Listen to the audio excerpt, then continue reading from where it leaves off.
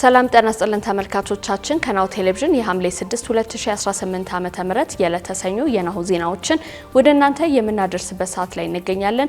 ከዜናዎቹ ጋር አብሬያችሁም ቆየው ረዲት ጌታቸው ነኝ። አብራችሁን ቆዩ።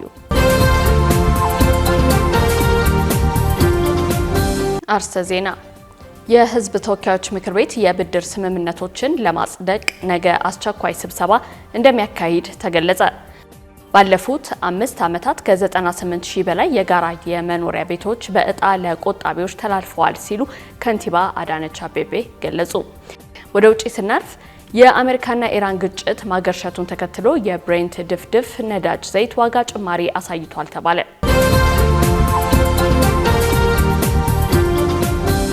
ወደ ቀዳሚ ዜናችን እንለፍ። የህዝብ ተወካዮች ምክር ቤት አስቸኳይ ስብሰባ መጥራቱ ተሰማ። የህዝብ ተወካዮች ምክር ቤት የብድር ስምምነቶችን ለማጽደቅ ነገ አስቸኳይ ስብሰባ እንደሚያካሂድ ተገልጿል።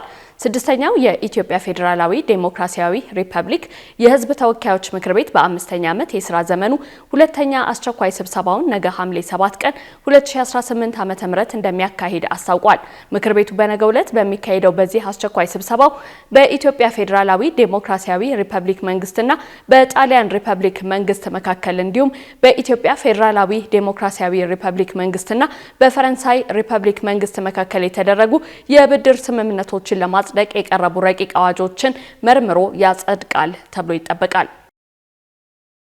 በሳውዲ አረቢያ ከ1900 በላይ ኢትዮጵያውያን በንጉሳዊ ምህረት ከእስር መለቀቃቸው ተገለጸ።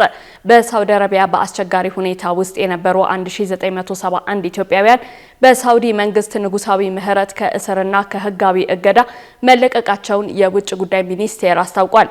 ሚኒስቴሩ ዜጎቹን በተከታታይ በረራዎች ወደ ሀገራቸው የመመለስ ስራ መጀመሩንም ገልጿል። ሚኒስቴሩ በዛሬው ዕለት ባወጣው መግለጫ በህግ ሂደትና በፍርድ ውሳኔ ላይ የሚገኙ ዜጎችን በተመለከተ ከሳውዲ ባለስልጣናት ጋር የተጠናከረ የዲፕሎማሲና የቆንስላ ስራ እየተከናወነ መሆኑን ጠቁሟል።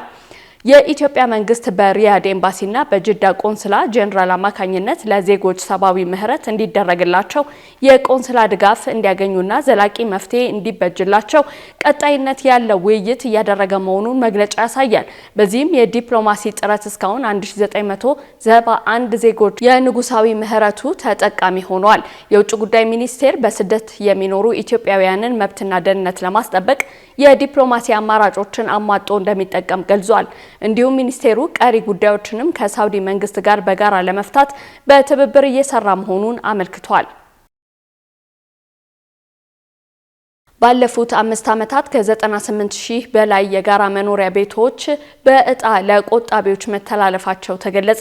የአዲስ አበባ ከተማ አስተዳደር ባለፉት 5 ዓመታት በቤት ልማት ዘርፍ ያስመዘገባቸውን ውጤቶችና በቀጣይ የሚከናወኑ ዋና ዋና ተግባራትን አስመልክቶ የከተማዋ ከንቲባ አዳነች አቤቤ ለምክር ቤቱ ሰፊ ሪፖርት አቅርበዋል። ከንቲባዋ በሪፖርታቸው እንዳመላከቱት የቤት ጥያቄ መሰረታዊ አንገብጋቢ የህዝብ ጥያቄ መሆኑን በመረዳት ባለፉት 5 ዓመታት በመንግስት በሪል ስቴት በህብረት ስራ ማህበራትና በበጎ ፈቃደኞች አማካኝነት በጠቅላላው 496971 ቤቶች ተገንብተዋል። ከንቲባ አዳነች በተለይም ለቤት ፈላጊ ማህበረሰብ ትልቅ ተስፋ የሆነውን የጋራ መኖሪያ ቤት ግንባታ በተመለከተ ባለፉት 5 ዓመታት ውስጥ ብቻ ከ98 ሺህ በላይ የጋራ መኖሪያ ቤቶች በእጣ ለቆጣቢዎች ተላልፈዋል ብለዋል። ከዚህ በተጨማሪም 26563 የመንግስት ቤቶች ለልማት ተነሺዎች እንዲተላለፉ ተደርጓል ነው ያሉት። በአሁኑ ወቅትም የመንግስት ቤቶችን ጨምሮ በተለያዩ የግንባታ አማራጮች የ199516 ቤቶች ግንባታ በከፍተኛ ፍጥነት እየተከናወነ እንደሚገኝ ከንቲባዋ ገልጸዋል። ከመንግስት በጀት ብቻ ለተገነቡ ቤቶች አፈጻጸሙ ከ40 በመቶ በላይ መድረሱንም ጠቁመዋል። ከተማ አስተዳደሩ በቤት ልማት ዘርፍ የነበረበትን ከፍተኛ የዕዳ ጫና በመቀነስ ረገድ ተጨባጭ ለውጥ ማምጣቱ በሪፖርቱ ተመላክቷል። ከዚህ ቀደም ከ90 ቢሊዮን ብር በላይ ደርሶ የነበረው የባንክ ብድርና ወለድ በከፍተኛ ጥረት 62 ቢሊዮን ብር መክፈል በመቻሉ አሁን ላይ ቀሪው ዕዳ ወደ 37 ቢሊዮን ብር ዝቅ ማለቱን ከንቲባዋ አስረድተዋል። የኢትዮጵያ ብሔራዊ ባንክ የባንኮች የማበደር ገደብ ማንሳቱን አስታወቀ።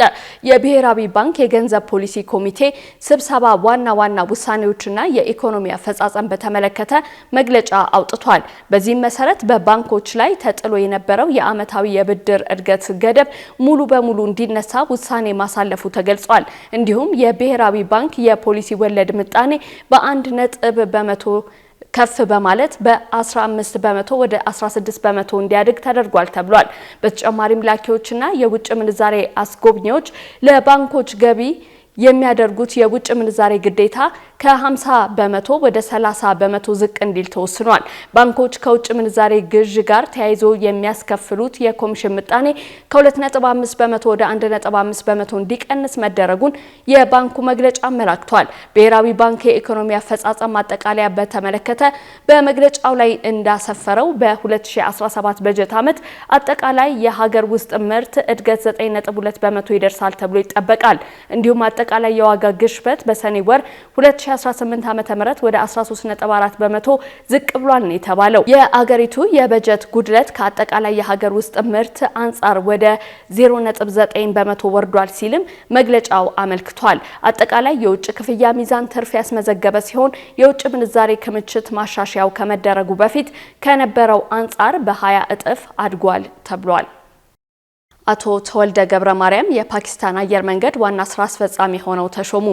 የኢትዮጵያ አየር መንገድ የቀድሞ ዋና ስራ አስፈጻሚ የነበሩት አቶ ተወልደ ገብረ ማርያም የፓኪስታን ብሔራዊ አየር መንገድን ከገጠመው ከፍተኛ ኪሳራ አውጥተው ወደ ትርፋማነት እንዲመልሱ በዋና ስራ አስፈጻሚነት መመረጣቸውን ብሉምበርግና አረብ ኒውስ ዘግቧል። ይህ ሹመት የተሰማው የፓኪስታን አየር መንገድ ወደ ግል የማዛወሩ ሂደት የመጀመሪያ ምዕራፍ መጠናቀቁን ተከትሎ ሲሆን አሪፍ ሀቢብ ኮርፖሬሽን የተባለው የግል ጥምረት የአየር መንገዱን የስራ አመራር ቁጥጥር ተረክቧል ተብሏል። አዲሶቹ ባለቤቶች የአየር መንገዱን የፋይናንስ አቅም ለማጠናከር የበረራ አውሮፕላኖችን ለማዘመንና የበረራ መዳረሻዎችን ለማስፋፋት በመጀመሪያ ዙር 80 ቢሊዮን የፓኪስታን ሩፒ ወጪ አድርገዋል ነው የተባለው። አቶ ተወልደ ገብረ ማርያም የኢትዮጵያ አየር መንገድን በአፍሪካ ግዙፉና ስኬታማ አየር መንገድ በማድረግ ረገድ የነበራቸው ዓለም አቀፍ ዝናና ልምድ ለዚህ ሹመት እንዳበቃቸው ተገልጿል። ባለሀብቶቹ በአጠቃላይ 180 ቢሊዮን ሩፒ ለኢንቨስትመንት ያቀዱ ሲሆን የአቶ ተወልደ መመረጥ አየር መንገዱን በክልላዊና በዓለም አቀፍ የኢንዱስትሪ ገበያ ውስጥ ተወዳዳሪ ለማድረግ ለተያዘው ስትራቴጂካዊ እቅድ ወሳኝ መሆኑ ታምኖበታል። በአሁኑ ወቅት የአቶ ተወልደ ሹመት በይፋ ከመታወጁ በፊት የተለመደው የመንግስት የጸጥታ ማጣሪያ እየተከናወነ መሆኑ የአየር መንገዱ የስራ ኃላፊዎች ማረጋገጣቸውን የብሉምበርግና አረብ ኒውስ ዘገባ አመላክቷል።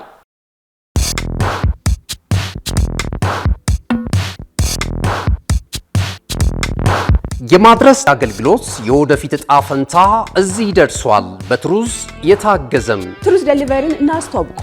የኛ 100% የኤሌክትሪክ ሞተሮች ለአካባቢ ተስማሚ ብቻ አይደሉም፣ ፈጣን፣ ጸጥተኛና አስተማማኝም ናቸው። ያለምንም ጫጫታ፣ ያለምንም ጭስ የእርስዎ ጥቅል በሰዓቱ ይደርሳል። በቀጥታ ክትትል ላይፍ ትራኪንግ ሁሉንም ነገር ይቆጣጠሩ። ጥቅሎ እስከ ደጃፎ ድረስ ያለውን እንቅስቃሴ በቀጥታ ይመልከቱ። ደህንነት ቅድሚያ የምንሰጠው ጉዳይ ነው። በእኛ የተቀባይ ማረጋገጫ ሪሲቨር ኮንፈርሜሽን ዘዴ ጥቅሎ በትክክለኛው እጅ መግባቱ እናረጋግጣለን። እርስዎ ያረጋግጣሉ፣ እኛም እናስረክባለን። እገዛ ይፈልጋሉ? ቡድናችን ሁልጊዜ በ8194 ዝግጁ ነው። ትሩዝ ዴሊቨሪ ለአካባቢ ተስማሚ፣ ደህንነቱ የተጠበቀና የቀጥታ ክትትል ያለው። ዛሬውኑ በ8194 ይደውሉ። ተመልካቾቻችን ያላችሁት ናሁ ቴሌቪዥን ላይ ነው። አሁን ደግሞ ወደ ውጭ ዜናዎች እናልፋለን። ሱዳን በፈጥኖ ደራሽ ኃይል መሪ ሙሐመድ ሐምዳን ዳጋሎ ላይ የሞት ፍርድ አስተላለፈች። የሱዳን ፍርድ ቤት ከሀገሪቱ ጦር ጋር ጦርነት ላይ ያለውን የፈጥኖ ደራሽ ኃይል በሚመሩት ሙሐመድ ሐምዳን ዳጋሎ ላይ በሌሉበት የሞት ፍርድ አስተላልፈዋል። ሄሜቲ የሞት ፍርድ የተፈረደባቸው በጦር ወንጀል፣ በሰብአዊነት ላይ በተፈጸመ ወንጀሎች እንዲሁም በምዕራብ ዳርፉር ክልል በተካሄደ ዘር ማጥፋት ነው ተብሏል። ተብሏል። የጸረ ሽብርና በሀገር ላይ የተፈጸመ ወንጀልን ጉዳዮችን የሚመለከተው ችሎት ከሄሜቲ በተጨማሪ 16 የፈጥኖ ደራሽ ኃይል አዛዦችና አጋሮቻቸው ላይ በስቅላት የሞት ፍርድ እንዲፈጸም ውሳኔ አስተላልፏል መባሉን አልጀዚራ ዘግቧል።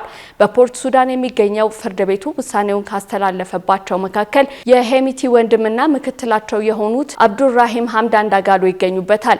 አቃቤ ሕግ ክሱን የመሰረተው በምዕራብ ዳርፉር ዋና ከተማ በሆነችው በኤልጄኒንና የተፈጸሙ ወንጀሎችን እንዲሁም እንደ አውሮፓውያኑ አቆጣጠር በሰኔ 2023 ካህሚስ አባካር የተባሉ የግዛቲቱ አስተዳደር ግድያ በማካተት ነው። ፍርድ ቤቱ ተከሳሾቹ በሰላማዊ ሰዎች ላይ ጥቃቶችን በማቀነባበር እንዲሁም ትምህርት ቤቶችን፣ የአምልኮ ስፍራዎችንና የመኖሪያ አካባቢዎች ላይ መጠነ ሰፊ የሆነ ውድመት በመፈጸምና በመዝረፍ ጥፋተኛ ናቸው ብሏል። ፍርድ ቤቱ ሁሉም የፈጥኖ ደራሹ ኃይል ንብረቶች ተወርሰው ለሱዳን መንግስት ገቢ እንዲደረጉ የወሰኑ ሲሆን የአገሪቱ ባለስልጣናት ኢንተርፖል ግለሰቦቹን በቁጥጥር ስር አውሎ እንዲያስረክባቸው እንዲጠይቁ አዟል።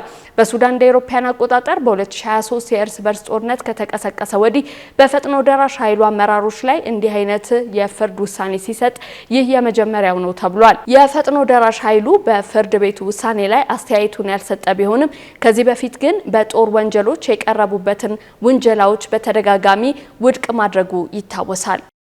በመጨረሻ የዓለም የነዳጅ ዋጋ በ4 በመቶ መጨመሩ ተገለጸ። የአሜሪካና ኢራን ግጭት ማገርሸቱን ተከትሎ የብሬንት ድፍድፍ ነዳጅ ዘይት ዋጋ ጭማሪ አሳይቷል ተብሏል። በዓለም አቀፍ ደረጃ 3.9 በመቶ በመጨመር 78.96 ዶላር የገባ ሲሆን በአሜሪካ የነዳጅ ገበያው 4 በመቶ በመጨመር 74.26 ዶላር መግባቱ ተገልጿል። ሁለቱ ሀገራት ግጭቱን ለማቆምና የሆርሙዝ ሰርጥን በመክፈት የንግድ መርከቦች እንዲንቀሳቀሱ ለማድረግ የተደረገው ስምምነት እክል ገጥሞታል ተብሏል። በትላንትናው ዕለት አሜሪካ በኢራን የነዳጅ ማደያዎች ላይ ጥቃት ያደረሰች ሲሆን ኢራንም በሰርጡ በሚያልፍ መርከቦች ላይ ጥቃት ማድረሷን አስታውቃለች። በተጨማሪ የኢራን አብዮታዊ ዘብ በጎረቤት ሀገራት ኩዌት፣ ባህሬንና ጆርዳን ላይ የአሜሪካን ወታደራዊ ስፍራ ኢላማ ያደረገ ጥቃት ፈጽሟል። የአሜሪካ ጦር ጥቃቱን ተከትሎ በወሰደው ሶስተኛ ዙር ወታደራዊ እርምጃ የኢራን የሚሳኤል የባህር ኃይልና የድሮን ጣቢያዎችን ጨምሮ 140 ኢላማዎችን መምታቱን አስታውቋል። ኢራን በምላሹ የኳታር የአል ኡዴይድ የአየር ኃይል ጣቢያን ጨምሮ በባህሬን፣ ኩዌትና ጆርዳን በሚገኙ የአሜሪካ የጦር ሰፈሮች ላይ የአጸፋ ጥቃት መፈጸሟን አስታውቃለች። የኢራን አብዮታዊ ዘብ ዛሬ ንጋት ላይ በጆርዳን በሚገኝ የአሜሪካ የጦር ሰፈር ወታደራዊ ማዘዣ ጣቢያና የድሮን ማከማቻን ጨምሮ ቁልፍ ኢላማዎችን መምታቱን ገልጿል። ስምምነቱን በመጣስ እርስ በርስ እየተወነጃጀሉ የሚገኙት አሜሪካና ኢራን ለሚቃጣባቸው ጥቃት የአጸፋ እርምጃዎች እንደሚወስዱ ማስጠንቀቃቸውን ተከትሎ በቀጠናው ያለው ውጥረት ተባብሶ መቀጠሉን አልጀዚራ ዘግቧል። ካሽጎ በየትኛውም ዓለም ሆነው በማንኛውም ሰዓት ለወገኑ የሚደርሱበት ፈጣን የገንዘብ መላኪያ ተከፈተሎ። ማስተርና ቪዛ ካርዶን በመጠቀም ከ5 እስከ 20 ዶላር የሚልኩበት አዲስ የገንዘብ መላኪያ መንገድ። ካሽጎን ለየት የሚያደርገው የትኛውም የገንዘብ ዝውውር በፍጥነት አገልግሎት ከመስጠቱም ባሻገር ለማንኛውም አገልግሎት ምንም አይነት ክፍያ አለመጠየቁ ነው። በሀገራችን ታሪክ ገንዘብን ከውጪ ወደ ሀገር ቤት በማስተላለፍ በመተግበሪያ መልክ አገልግሎት መስጠት የጀመረው የመጀመሪያው ሀገር በቀል የገንዘብ መላኪያ ዘዴ ካሽጎ ከ4500 በላይ ባሉ የባንክ ቅርንጫፎች አገልግሎት እየሰጠ ይገኛል። ገንዘቦን በሰኮንዶች ልዩነት ውስጥ ይፈልጉ በአካውንቶ ወይንም በእጆ ቆጥረው የሚወስዱበት ልዩ ዘዴ። በቅርቡ ሁሉንም ኢትዮጵያዊ ባለቤት ለማድረግ ጉዞ የጀመረው ካሽጎ ዛሬውኑ መተግበሪያውን በስልኮ ላይ በመጫን የአገልግሎቱ ተጠቃሚ ሆኑ። ፍጥነት መለያችን፣ ኢትዮጵያን መክፈቻችን፣ ካሽጎ ነው መላኪያችን። ካሽጎ የአዲሱ ትውልድ ብራንድ። ተመልካቾቻችን ዜናዎቻችን እነዚህን ይመስላሉ። ከዜናዎቹ ጋር አብሬያችሁ የቆየሁት ረዴት ጌታቸው ነኝ። ጤና ይስጥልኝ።